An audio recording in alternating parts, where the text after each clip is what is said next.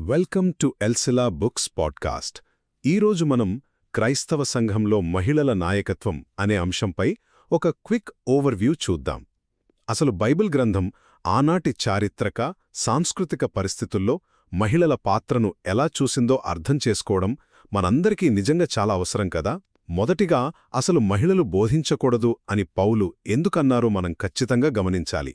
ఎఫెసు అనే ప్రాచీన నగరంలో అప్పట్లో సరైన అవగాహన లేని కొందరు మహిళలు తప్పుడు బోధనలు చేయడం వల్లే ఆయన ఆ ఆంక్షలు పెట్టారు. అంతేకాని అదొక శాశ్వతమైన నిషేధం అని మాత్రం ఎట్టి పరిస్థితుల్లోనూ కాదు. ఇక రెండవది, యేసుక్రీస్తు ఆనాటి సమాజంలో మహిళలకు ఇచ్చిన ప్రాముఖ్యత చూస్తే మనకు నిజంగానే ఆశ్చర్యం వేస్తుంది. సమాజం పక్కన పెట్టిన వారిని సైతం ఆయన ఎంతో ఆదరించారు. ఉదాహరణకు, ఒక సమరయ స్త్రీకి స్వయంగా దైవిక విషయాలు చెప్పడం, అలాగే తన పునరుత్థాన వార్తను ముందుగా మహిళలకే తెలియజేయడం దీనికి బెస్ట్ ఎగ్జాంపుల్స్.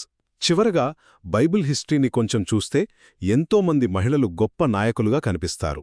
పాత నిబంధనలో దెబోరా లాంటి ప్రవక్తులు కావచ్చు, లేదా క్రొత్త నిబంధనలో పౌలుతో కలిసి సంఘాలను నడిపించిన ప్రిస్కిల్లా, ఫీబే లాంటి వాళ్లు అద్భుతమైన సేవలు అందించారు.